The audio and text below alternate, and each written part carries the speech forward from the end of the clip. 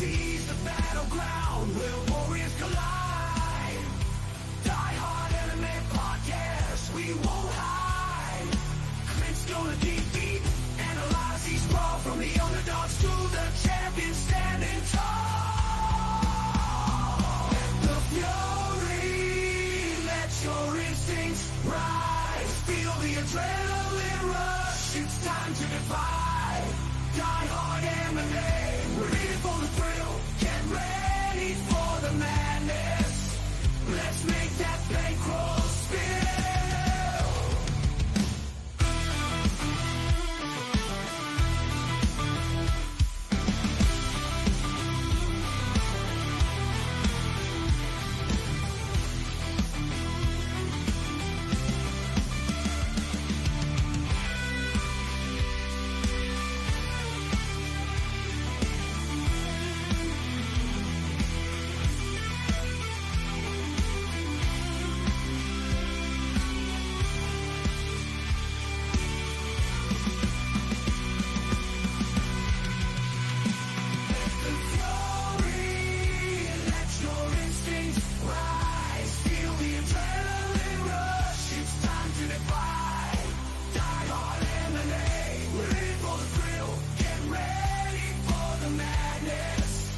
Let's make that bankroll spill.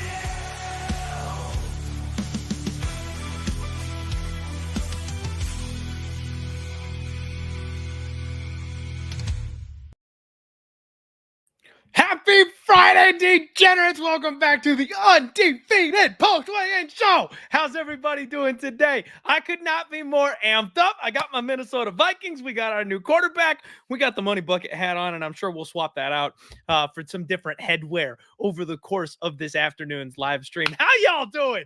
Hope everybody is kicking ass on a Friday. We got fights tomorrow. We got round 2 of the draft tonight. There's hockey playoffs going on. I'm in heaven. I couldn't be happier right about now. Hope everybody out there is having just a wonderful, wonderful day. And I got to shout out my boy, my best friend in the entire world, my guy, Josh. He got that intro made up for me. And I was like, okay, like cheesy. Yes. Badass. Yes. That's my vibe. That's going to be the intro for the Undefeated Post-Weigh-In Show forever now. I freaking love it. I'm going to have to come up with some kind of a graphic or something for the screen while that bad boy plays to get us started every single week. Oh, I love it. If it's your first time watching this show, what we do is we take all the information that we have gathered throughout the entire week, take our opinions from Monday, combine it with watching these fighters on the scale. I'll tell you who looked good and who looked bad. I'll tell you who had a rough weight cut, and I'll tell you who's bigger or taller than they should be, and maybe who's got a beard. We'll get into all of it. That's what this show is for. Do me a favor. Hit the share button if you're on social media. Hit the like button if you're here, and go ahead and subscribe to Home of Fight. First fight of the evening, we've got Gabriel Benitez. He's taking on Machado. We've got 155 on the dot for Benitez, 155.5 for Machado. Makes sense. Dude's freaking massive. He needs that extra little bit of half pound to get him up and over. No problem for Gabriel Benitez. I will say, personal opinion, he's making a weird face. He's doing like the no teeth smile on the scale today the whole time. I don't know. Unsettling, uncomfortable for me.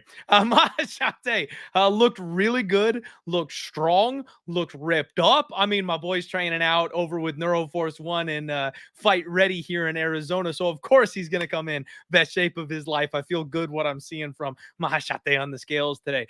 Big size difference. These guys face off. We knew Machado was going to be the larger man coming in. The numbers did not lie in this case. He's freaking huge. I've got Machado in a parlay, guys. I've already got him linked up from much earlier in the week. That number looked like it was starting to dip. People were coming in on the Benitez side. You couldn't pay me to bet Benitez. You could give me a free roll on the plus 200, and I'm still not betting Benitez. I don't care who's on the other side of this dog. I like Machado. I can't trust Benitez. I think the size difference is going to matter. I think the long layoff with a young fighter at a good gym is going to matter. I'm pretty sure Machado is finishing Mowgli Benitez tomorrow. And like I said, got him in a parlay already. Might do a couple more interesting things with him. It's funny, actually. I made a parlay with some hockey stuff from like a week ago, and I tied it to Machado. So like, not on the official MMA record, obviously, my own personal DGen type stuff, but I already double dipped on Machado, and believe it or not, I'm tempted to do more. I am like stupidly unhealthy confident on Mahashate for tomorrow. Maybe that's a bad thing. Maybe that's a bad thing, but I am uncomfortably confident on him in this spot. I do have him tied to Victor Henry. We'll get to that fight in a little bit, obviously, but that's my two-legger here for this week, and I think it brings the price down pretty well on two guys that I really do think should go ahead and win their fights on Saturday. Oh, Sammy getting here first time live. Thank you for hanging out on the Undefeated show. So is Jimmy. What's going on? Josh saying best vibes in the biz. You love to see it. Dix Insider, Logan Mayer's hanging out with me here. My boy D Spearman in the house. What's going on, D? How you doing? Hey, Wade, what's up? I see everybody in there. Do me a favor, guys, like I said, and hit the like button for me or share the show if you could. Next up, Na Liang takes on Ivana Petrovic. Both women come in at 126 pounds. Na Liang, classic Na, no issues, soft body, gets up there and makes the weird face and flex. She's fun. You know, she's got a good attitude. We all like her, all action fighter. Ivana, on the other hand, looked solid, very strong, good flex.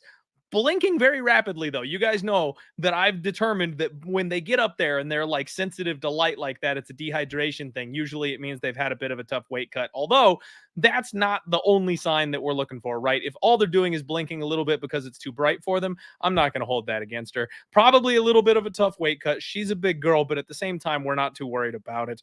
Na looked like she was a decent amount smaller than Ivana, and that's something that I've talked about basically all week here. I know it's gross that Ivana is such a big favorite in this spot, and I know everybody expects Na Liang to come out and put up a fight at least early in this spot, and Ivana maybe not the most deadly finisher on the planet, but guys, physicality in women's MMA matters. The size difference matters. The strength matters. When they hit each other, the one that hits harder, that matters. And it matters more, I feel like, in women's MMA. So because there's this big gap in size with Na coming up to 125, as opposed to being the bigger woman at 115 like she's used to, I don't think she's going to react well to that. She bullies people. She's explosive. She's strong. She tackles people. The skill isn't there. The technique isn't there. It's never been. And when she runs low on gas, the more technical fighter flips the script on her and takes over. Is she even gonna get that first initial burst in this fight? Is she gonna even be physical enough to take this girl down in the first place? I don't even know. Like, this could be a round one ass beating from Ivana, guys. I think this is pretty clearly Ivana. I expect Ivana inside the distance here in this spot as well. Again, women's MMA minus 500 is gross, but really, like, what argument are we actually making for Na? If she gets this thing done, it would be like a round one sub. And frankly, I just don't see it. She's less skilled. She's less technical. She's smaller. She's not as strong. And unless she gets like a Hail Mary armbar, it's just not happening. I am tempted to lay the minus 165 for Ivana Petrovic inside the distance. I really am. Now, granted, she could grind her way out to a decision. Maybe Na has patched up some cardio holes, stuff like that. But frankly, I just don't see it. I think Na is what Na is at this point in time. And on top of that, she's fighting for her UFC contract in this spot. You're not going to like slow the pace down and try and grind out a win to get re-signed to the UFC when you're a round one barn burner your entire career. There's no way she's doing that. She's going to come out and try to get a finish and secure her spot. And if she does that, she's going to leave herself vulnerable. I would say round two, Ivana, but I wouldn't even be shocked if it was the end of round one, guys. I like the favorite here. I like the under, believe it or not, and I like Ivana inside the distance. I may actually add that one to the card. James Lontrop takes on Chris Padilla. 156.5 for Lontrop. This guy missed weight, needed the box of shame, couldn't quite get it done. He looked very disappointed afterwards. He looked exhausted up there. Big dude. Chris Padilla, 154.5. No issues on short notice. Looked really good up there. Looks like he was having a good time at the face-offs. Padilla definitely up there having fun. James looked dialed in and exhausted. When they kind of like split up and went their own separate ways, James, he looked wiped. He was dragging. He was dragging off the stage. That worries me. James Lontrop is a minus 410 favorite, and I think based on the skill, based off the technical aspect of things, the experience, he deserves to be the favorite, but I'm not laying minus 410. Not with a late notice switch up like this, a guy like Chris who's game, who wants to come out there and get a big win and play spoiler when it looks like James had a tough weight cut and missed weight. Is he bigger? Yes. Is he better? Yes. Should he win? Yes. I'm not laying minus 410. That's all this comes down to. I'm not laying minus 410. I'm not advocating for you to bet on Chris either. I don't feel strong enough in the situation to actually take a stab on the dog. It's just fireball and popcorn for me on this one, guys. I'm going to pass on this fight. I'll take the coward's way out. I will pick the favorite to win and just call it a day. And we got little Bernie catching the fight live again. What's going on? I love all these first-time live viewers on the show. How's everybody doing? Thank you guys for tuning in here on the podcast. Appreciate it. And I see Naj in there. Rucker, how you doing? All right. Next up, we have got Mikm taking on Ketlen Souza, 115.5 for both ladies here in this spot. Now, Mikm, smile and flex, no problem at all. She looked very simple, basic, plain home, white mashed potatoes. That's generally speaking what she is. Ketlen Souza, on the other hand, she's rocking the neck tattoos. She's got the lip tattoo on her neck. Never bet against a woman who has neck tattoos, guys. That's just science. It's not even an angle. If she's got neck tattoos, she's probably winning the fight. She did look like she had maybe a bit of a tough cut, gave a bit of a deep breath on the scale today, and the numbers lie. Guys, this okay, time to switch. This is why we do the show. This right here is why we do the Friday Undefeated Post Weigh-In show. The numbers lie. The UFC is selling you down the river. Ketlen Souza is supposed to be like a good 2 inches taller than Mikm. Mikm is supposed to be the smallest fighter in this division. Mikm might be slightly larger than Ketlen Souza. I mean, worst case, bottom tier scenario, they are the same size. They are the same height. And they've got this thing like 2-3 inches listed differently when you look at all the UFC numbers and stuff like that. So Ketlen Souza is not larger. She does not have a size advantage here in this spot. And man, for what she is what she is, right? It is what it is at the end of the day. She's nothing special to write home about, but she's tough. She's tougher than a $2 steak. She's hard to finish. She's hard to get out of there. And she's a pretty good wrestler. So believe it or not, guys, so earlier in the week, I was like, I'm picking Souza. And I'm probably still picking Souza. She reminds me a little bit too much of Jessica Andrade for me to just like bail because she's a little smaller than I expected. I think she hits harder. She's the more technical fighter. But at the end of the day, if man gets on top of her, I don't know if she's getting back up easily. And especially with man being the larger of the two fighters, if she can tank 1 or 2 shots, close the distance, and grab a body lock, this girl's coming off what was apparently a bit of a knee injury in this spot. And by the way, shout out to everybody that caught that the submission for Souza, the one where she lost to Silva, was a Z-lock. Told you guys I'm a blue belt. I have never heard of a Z-lock before. Jiu-jitsu is always evolving, and I was a blue belt like 8 years ago. So, like, I missed that one. Did not know that sub existed. So thank you guys for putting me onto that. I looked it up and I went down the rabbit hole. I was watching YouTube submission videos like back in college for like 2 straight hours trying to learn how to do this Z-lock thing. Put my dog, my puppy Bo in the positions to fake. No, I'm kidding. I wouldn't torture my dog that way. But I really was like obsessed with figuring out what the hell this Z-lock thing was. But so it was a legit submission, but Souza coming off a knee injury. Now she's facing a tough, gritty, big, thick, meaty wrestler type. I wouldn't hate the dog shot, guys. I wouldn't hate the dog shot at all. I was trying to find an angle to argue for like a Souza KO prop because I think that's how she wins a lot of her fights is she just nukes people, right? She's Andrade style. She hits super hard. She rib roasts. She opens you up with ground and pound, that kind of thing. But I don't think she's getting on top of man unless she's bigger. I don't think she's getting on top of man unless she's more physical. I think man is the better wrestler. So if we go to a grappling exchange, I don't think she's going to hip toss man and send her flying and get on top and pound her out. I think man will drag her to the ground with a body lock. So you're going to get a striker versus wrestler, control versus damage type of fight on this one. And I wouldn't be shocked whatsoever if man actually somehow squeezes this one out after seeing the physicality difference, guys. So be careful. Be careful. If you've parlayed up Souza, I would just maybe consider the cash out button or hedge. I'm not saying necessarily you should if you're convicted. Roll with it. I'm definitely not confident enough anymore to throw her in any kind of parlay. Danny Betts, my guy, what's up, buddy? Good to see you in the chat. Thanks for coming to hang out. All right. Next up, we have got Kyle Machado, and he's taking on Don'Tale Mayes. Heavyweights, 251.5 for Machado, 264 for Don'Tale Mayes. Kyle, big old heavyweight, soft body, big smile. Seems like a fun guy. I don't want to talk shit on him, right?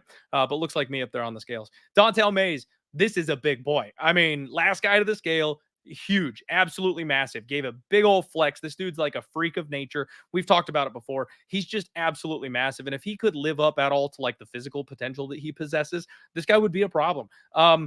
I had to hold my nose on this one, guys. I talked with my boy Pepe on Monday on the show, and I dove in, right? Like, I've said that I was done with Don'Tale Mayes. I got my money back on the one big bet 2 fights ago, and I said, never again. We smash and grabbed. We put a big bet on him. It was scary. We got our cash back. We're done. We're out of the Don'Tale Mayes business. And then these bastards flipped Machado from being dog to favorite, and we got plus money on Mayes in a spot where I don't think he should be plus money. So at the end of the day, I had to do it. I got 1 unit at plus 105. It's not a 3 unit bet. It's not like a big confidence spot. It's just these are big, sloppy heavyweights, and Mays has a huge physicality advantage. He has a big grappling, wrestling advantage. Sorry, not grappling, because obviously Machado has the jiu-jitsu advantage here in this spot. Mays might be slower, but he hits harder. And at heavyweight, that goes a long way. So if Machado is looking to like stick and move and like volume the guy, he's going to be there to get hit. I think there's ways Dontel Mays wins this fight. Not one I'm overly confident in, but when I saw the plus next to his name, I just felt like that was wrong. And I had to go ahead and jump in on that one. So very, very frustrated about that one. Oh, Tyler, what's going on? He says 10 minutes behind. Had to laugh about the excitement for JJ McCartney. Hey, don't be talking. That's my quarterback. Don't be talking shit on my guy, JJ McCartney. I trust KOC, our Kevinly father. He's going to turn that kid into a beast. You watch. There's way too many weapons on this Minnesota Vikings team. This kid is going to be a stud. Watch. You just wait and see. He does what needs to be done. All right. Yeah, D saying Wheezy has the bag of oranges ready to go. Yeah. I mean, Wheezy beats me with a bag of oranges damn near weekly at this point, D. Like I'm always I'm always on the fights that he says you should call 1-800-GAMBLER if you're going to bet on. And then I'm like, hey, lock it in, baby. That's me. Let's go. All right, guys. Next up, we got Michael Figl taking on Austin Hubbard. 155 for Figl, 156 for Hubbard. Figl gave a big old flex. Looks dialed in on the scales today, guys. Out of a lot of the people on this card, Figl was one of the ones where you could see like the energy difference, right? Like this guy is ready to freaking go. Austin Hubbard, eyes sunken in a little bit. I didn't really like the body language. He did give a solid flex, weighed in, needed the extra pound allowance. He's a pretty big dude, but I don't know. There's something about it, man. I talked about how I feel like he might be mentally donezo after that last fight. And there's something about the body language on the scale today that I've talked before about fighters who got beaten by the scale. I'm worried that might be what we have here with Hubbard. Now, when they face off, they size up pretty well. In fact, Hubbard actually has a slight size advantage. This was a very intense stare down. A little bit of my concern with Hubbard kind of went away here. Like he met Figlak's size. He looked like he was in on this stare down. I wish I had bet this one earlier, guys. So on Monday, I picked Figlak, and he was like minus 140, minus 145, somewhere in that ballpark. I get off the show. He's minus 155, minus 160. Now sitting here on Friday, he's minus 180. So like, I don't want to chase the steam on Michael Figlak. I think he's the right side. I think he wins this fight. Does he finish Austin? Maybe he does, because we saw a chink in the armor last time out with Austin Hubbard. I'm not sure he's got the will to take a beating the way that he used to and keep on pushing through the fire. That said, Austin Hubbard is usually a decision guy. You can usually count on him being tough, durable, and have cardio. So I'm kind of thinking this one goes the distance. I'm kind of thinking it's a decision. Maybe Figlak round 3 if you're that invested on it. I do think Figlak wins, but I don't like the minus 180 price tag. That's kind of the only spot that I'm really getting frustrated by here, is I wish I pulled that trigger earlier in the week. I don't know if I want to lay that number here in this spot. It's almost become a little bit of a dog or pass betting spot, but I'm picking Figlak to win, so I'm not going to do that. I'm not going to pull the trigger on the other side of my prediction just because the number's a little wide. It would need to be a decent bit wider than this for me to actually entice me to make that move. So you guys know I'm willing to do that sometimes if the number is just way too wide. This ain't it. Victor Henry takes on Ronnie Yahya up next. 135.5 for Henry, 136 for Yahya. Weird Al Yankovic made weight just fine. Victor Henry with the gorgeous curls up there singing I'm fat every time I see this guy weigh in.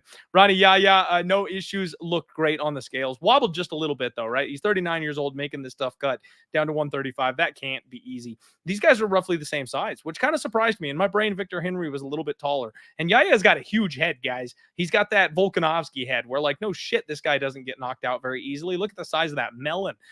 Victor Henry is a decent size favorite here. That number has come down. He's minus 425 at this point. Ronnie Yahya is about plus 330. And I kind of get that. You could say that this line was a little bit wide. If we were 2-3 years ago, Ronnie Yahya is a guy that I would absolutely be looking to take the shot on in this spot.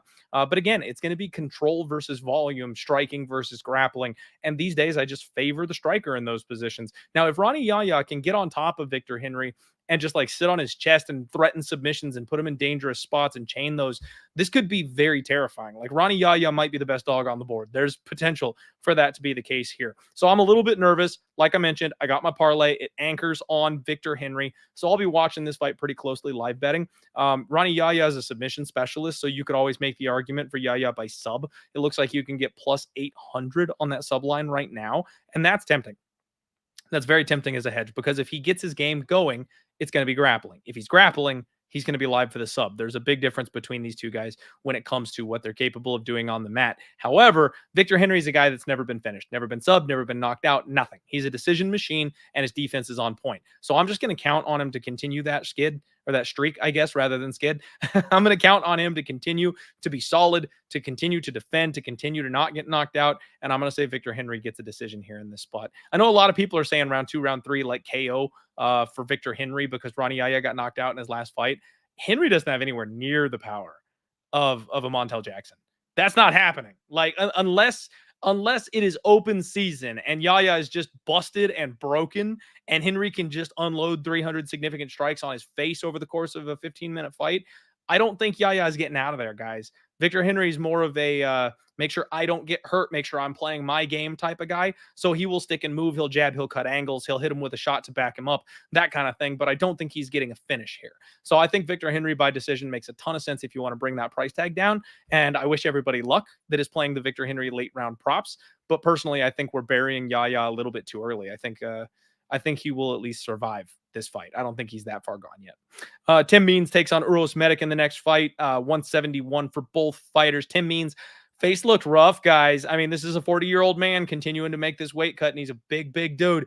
No issues. He's all right. He's a veteran of the sport. You know, I give those guys a little bit of leeway when they get to this type of age because, of course, they're not going to look great on the scale. You know, no shit, right?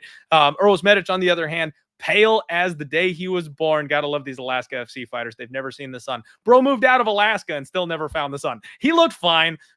Frame is good, physically fine. He could probably stand to put a little bit of size on now that he's up at 170. He's still a little slim because of his 155 transition, but I think it works for him with the speed, the cardio, you know, that kind of stuff. It still works. Tim Means does have a size advantage in this spot. It's not huge, but it's definitely notable. And I think that's a bit of a concern for me with Uros Medic being a minus 300 favorite.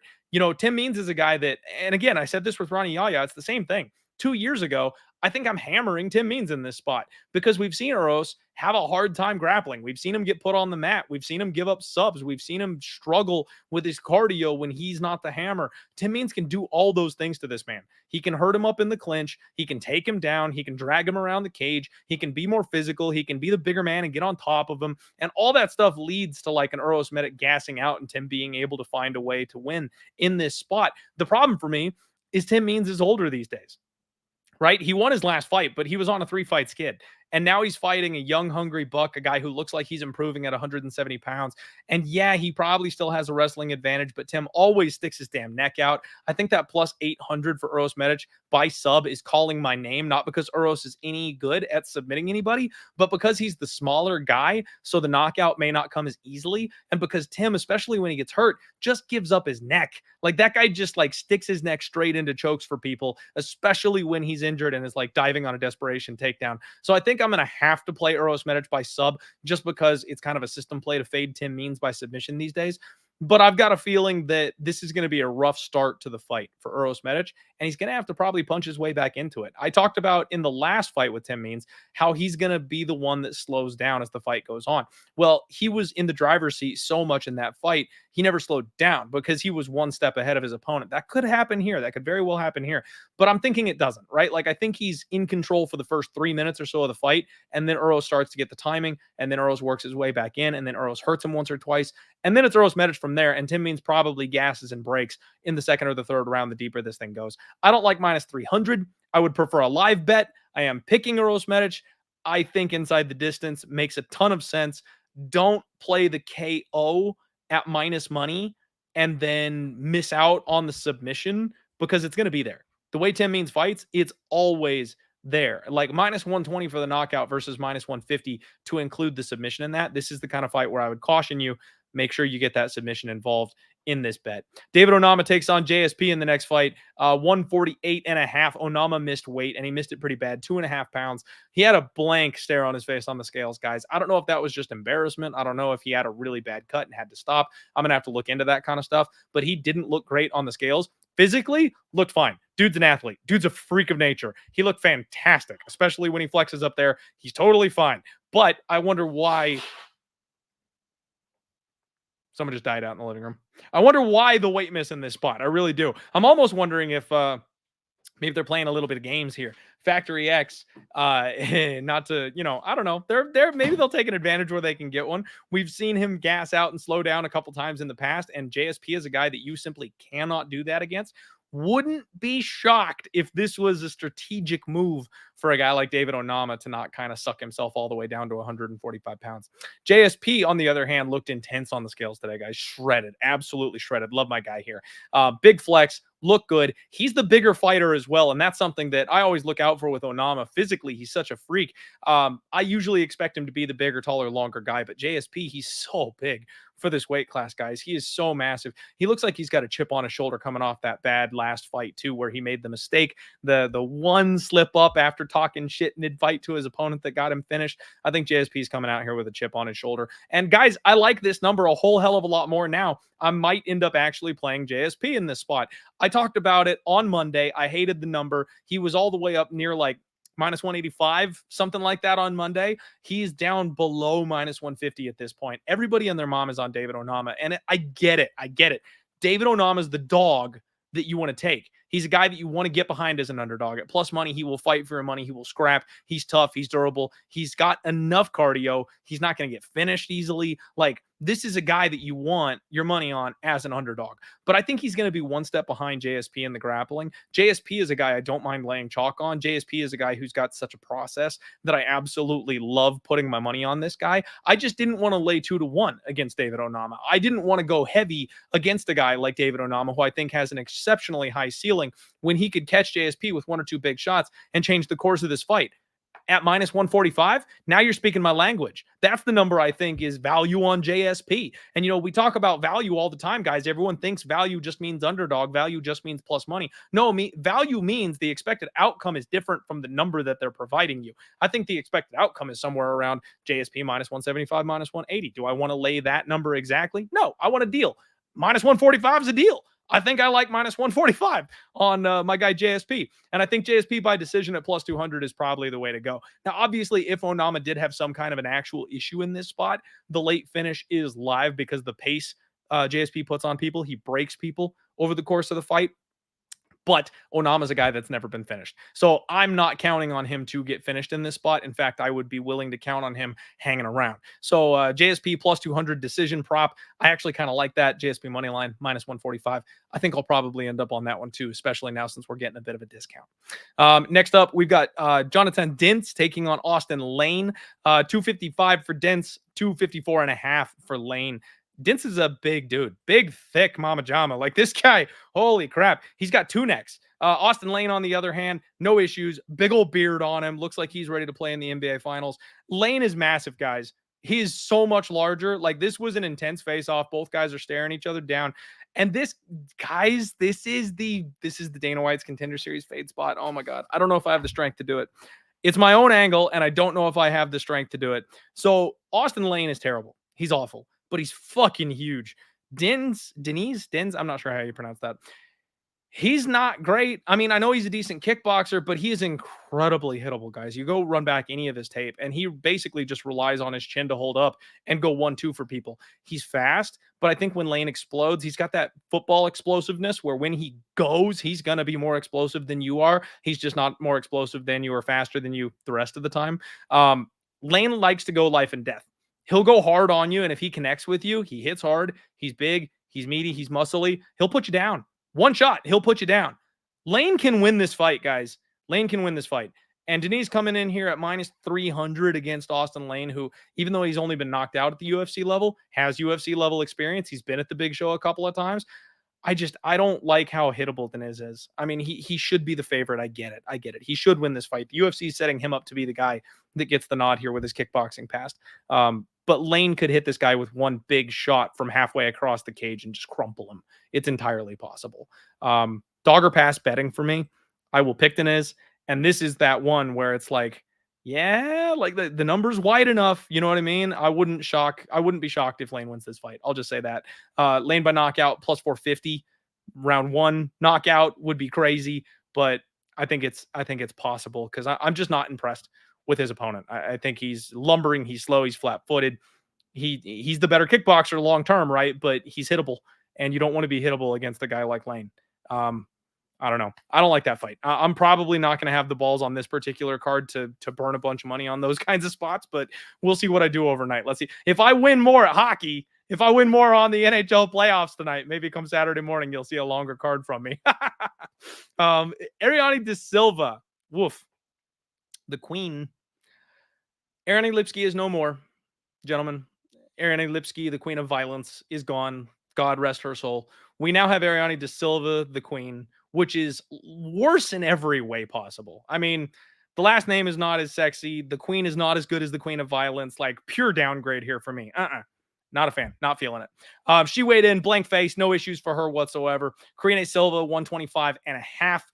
Solid flex, and the hair is wild. I love Karine Silva because on weigh-in day, she's got hair that's like this big, and I'm not joking. Like, I don't know how you maintain that kind of hair. It's got to be a full-time job. How do you go to the gym with a head of hair like that? And then come Saturday night, she's got it all cornrowed, and it's like this big. Like, how do you control that amount of hair and compact it in that amount of space? It does not make sense. Women, tell me your secrets. It baffles me, and I don't have that problem, quite obviously. This was a great face-off. De Silva, height advantage, obviously. Silva going to be the thicker, meatier of the two. And I know I'm late to the party, and I know I'm chasing a little bit of steam, but I did lay it with Karine Silva. I got, I think, minus 155 is the number where I put my money in here. I wish I had jumped and just not done the research. And I saw the number and went, that's wrong. But I waited to do my research, and it flipped from plus 100 to minus 155 by the time I was ready to actually make that bet. Wish I had the plus money on Silva. I think she's the right side.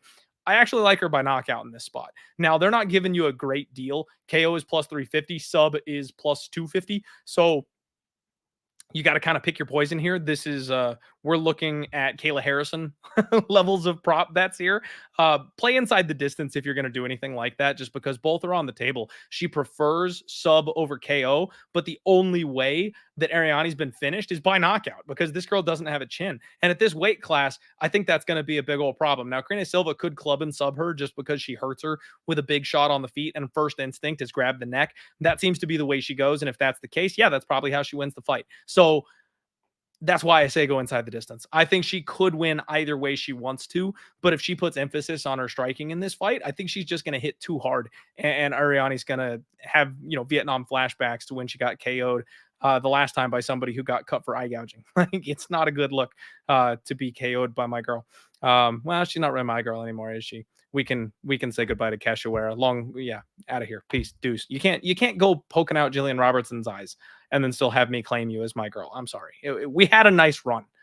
It's not me. It's you. Co-main event time. We've got Bogdan Gusov taking on Ryan Superman Spann. Gusov 204.5. Ryan Spann 205.5. Gusov strong, confident, big flex. Feeling himself on the scales tonight. Looked like me with Alpacia. Dude is awesome up there on the scale. Ryan Spann, on the other hand, huge. Absolutely massive. Looks slimmer, though. Just me? Fuck, I messed up my hat. Just me? Did Ryan Spann look slimmer to anybody else today? Because I think he looked a little bit slimmer. And now he's a guy, I've talked about it, like he could fight at heavyweight. He's fucking huge. And the weight cuts are always a problem for him. It's always really tough. He came in, strolled up there, stepped on the scale, smiled, flexed, strolled off the scale, no problems. And I feel like he cut down just a little bit. And I think that makes him potentially dangerous if he had a great weight cut coming in here on this one. He's way bigger than Gusov. I took the shot, guys. I threw like a 1-unit bet on Gusov because I think Ryan Spann is a terrible nail. I think he's got bad cardio. I think he's got a bad chin. And I think those things favor almost anybody that's got any kind of punching power coming the other direction, because you can cause this guy to really shell up. But I was not expecting that size difference. He is so much bigger than Gusov, and that worries me here in this spot. Spann just massive. And at the heavier weight classes, size, I think, means sometimes more than the lower weight classes, right? Because the little guys, the speed, the technique, they can make up the difference. The big guys, not so much. Sometimes if you're a physical force at these heavyweights, or 205, it can mean the entire fight. So I'm nervous. I don't like my Gusov spot nearly as much anymore after seeing the face-offs. Looks like we beat the line by a decent bit, though. He's plus 155 now. Ryan Spann is minus 185. And guys, I think this fight is violent. One thing I will mention, though, Ryan Spann, he's a believer. And I'm a Christian, so I'm not like knocking him for his faith or anything like that. But his interview his interview really concerned me. He was up there and they were asking him questions about like, what are you going to do? How are you going to do this? How are you going to do that? And he only ever would respond with, I'm going to let God work through me. It's like, damn, man, that's not a game plan though. Like I'm a Christian. I'm supporting your faith. I'm glad that you're putting, your faith in God and you're setting yourself up on a personal level and all that kind of stuff. I'm supportive of that. But when someone asks you how you're going to fist fight a dude and you're like, I'm just going to let God do it. It's like, I don't think that's going to work. Like, I mean, it gave me real Rory McDonald's vibes, guys. I mean, at the end of the run, Rory the Red King, he was knocking on the door of a title in the UFC. And then when he went to Bellator and he found God, he lost that killer instinct. He lost the will to hurt people. He became GSP. He started just grappling people all over the place because he just literally didn't want to hurt people anymore. He lost the fighter. And it's just, that's, my mind goes there here with Ryan Spann. Now, do I think Ryan Spann's necessarily that approach here? Is he that far gone? I don't know. I mean, his last couple of fights really seem to have gotten to him mentally. I think he's a bit of a head case to begin with, as far as his confidence does leave him sometimes, and that's a bit of a problem. I don't know. I don't trust Ryan Spann. That's why I'm betting against him. I thought the line was a little bit wide. Now I'm scared shitless because of the size difference. I'm going to just have to like diamond hands this thing and hope Gusov can go in there and be quick enough to land a quick early shot on him, because if Spann gets on top of this guy, that's going to be an issue. Ryan Spann by sub is plus 215. And I think that's probably his best path to victory here, getting a guy that's nearly minus 200 and getting his best path to victory at plus 200. I always say that that's a good way to go. Like, that's how we got money on Bo Nickel a couple times. That's how we got money on Kayla Harrison. Like, you flip that giant favorite to being a giant underdog based on their best path to victory. Ryan Spann by sub, probably almost an auto bet. I'm not betting it because I'm hoping the other guy's going to win. But I wouldn't be shocked if you sprinkled both sides of it. That might be the way to go. Gusov KO, Spann sub type of situation. I don't know. All right, everybody. It's about main event time. Do me a favor again. Hit this like button for me. And real quickly, before we go over the main event, I do want to remind you guys, the Gauntlet 2 from Bet Openly is running right now. This weekend is week 1. Now, the whole point of the gauntlet is you have to run the gauntlet. You have to start on week 1, 6 weeks, best bet on every single MMA fight, 1 bet per card. It's a $50 bankroll challenge, $600 in cash prizes. So if you want to come enter this thing, sign up for Bet Openly, get in here, get your pick posted up by tomorrow. I have a thread on Twitter that you have to reply to, post your pick there. That's all it takes. The $50 bankroll is the entry fee, right? Like, you can win money. In fact, the people that are top 3 do, right? Like, so in the last event, some guy, I think one of our contestants made upwards of like $800 and was our first place winner, and then got gifted the $300 first place on top of that. So big prizes, lots of fun. Come join the challenge. Find me on Twitter. I've got a link in the description of this show below. And all you've got to do is have $50 in a Bet Openly account and then post up your picks with me and everybody else running the gauntlet on Twitter for 6 straight weeks. $600 in prizes, guys. We're giving it away. It's free to sign up. Come have some fun. Main event time. Matteo's Nicola takes on Alex Perez. 125.5 for Nicola, 126 for Perez. Nicola is all smiles today. No problem making weight. No, nothing. I love this guy's attitude. He's fun. He's really fun. Perez, 126, made weight 2 times now. And I got to say, he's a changed man, guys. I've got to take everything bad I said about Alex Perez. It seems like this time coming around to the UFC, he's got his shit together. He's got it straight, and he's made the life changes that he needed to get on the scale and make weight, and he can fight at 125, and it's not a problem. I said that this quick turnaround for a second fight might be a problem. He made weight last time. I don't know if he's going to make weight this time. He did it. He did the damn thing. All right. We'll shut up about the weight thing, Perez. Good on you. Big issue, though, is Perez wore a t-shirt to the face-offs. What are you doing? What are you doing? It's like when my wife's little sister and her friends come over for a pool party and I got to wear a shirt because I'm too fat. Like, you can't wear your shirt at the face-offs in the main event. It's weird. Perez actually might be the slightly larger of these two guys. And guys, it's weird because I'm so tempted to take a stab on Perez in this spot because he did not look bad in his last fight and obviously was dealing with a whole hell of a lot of ring rust in his last fight. He got to shake that off. He went the full distance, and now he's taking on a guy who's got a big durability issue. I think Perez is a better wrestler than Nicola is.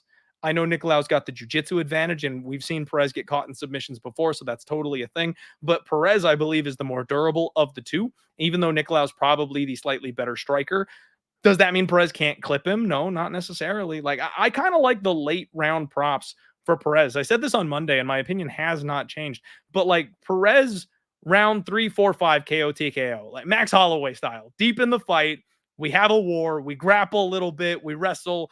Both guys slow down a bit. Who's going to dig deep and pull this thing out? I think Perez might re-announce himself as one of the top contenders in this weight class. Maybe he didn't get passed up entirely. 22-1, 25-1, 30-1. Perez, round 3, round 4, round 5 KO TKO. Because let's be real, I don't think Perez is submitting Matteo's Nicola. If he's going to win this thing, it's probably by knockout or decision. I kind of lean to the over in this fight just because of the durability of Perez and also the wrestling of Perez. Like if he gets on top of Nicola, he's not going to hurt him, so Nicola can stay safe on bottom. If Nicola wins, man, it's probably going to be tight, right? Like unless he submits him, which is theoretically possible, but I don't know if it's a home run in this type of spot. I think it's probably close. I feel like this fight probably goes a little bit deep. I am very much curious to see how this fight plays out because I was fully planning on shipping it to fade Mateos Nicolau when he was fighting Starboy. I'm not sold on Nicolau as a contender for this weight class. And Perez is a guy who's really only ever fought the best, and he's come up short a couple times, and it's been weird where like Figgy jumped guillotine on him and it was over in a heartbeat, and then all this long layoff with the weight misses and stuff. Like we don't really know. We don't really know where Perez stands in the hierarchy at this point. So I don't have a bet on this main card fight just yet, but I lean dog, I lean over, and I'm probably going to end up sprinkling those 3, 4, and 5 KO props just to have a little bit of DGen action here on this one. That is the Undefeated Post Weigh-In Show, everybody. Thank you all so much for hanging out with me today. Do me a favor and smash the like button on your way out. Come join me and run the gauntlet. Come get in this bad boy and take this free money from Uncle Gino on Bet Openly. We're running this thing for you guys. So it's literally just a crack at some free cash. Come hang out and bet with us. You're going to save money betting on Bet Openly long term anyway. So it's good for you. It's good for me. It's good for us as gamblers. I hope you guys have a wonderful weekend. I hope your football team doesn't get the things that they need because my football team needs to beat yours next season. So I hope we get all the pieces that we need, and screw the Lions, screw the Bears, screw the Packers, go Vikings. Have a wonderful weekend, everybody. Let's make some freaking money. I'll be putting my bets up, of course, in the Home of Fight Discord. Join us. Link below for that as well. I'll be posting it on social media as well once I finalize my card either tonight or first thing tomorrow morning, depending on what I feel like. And let's roll.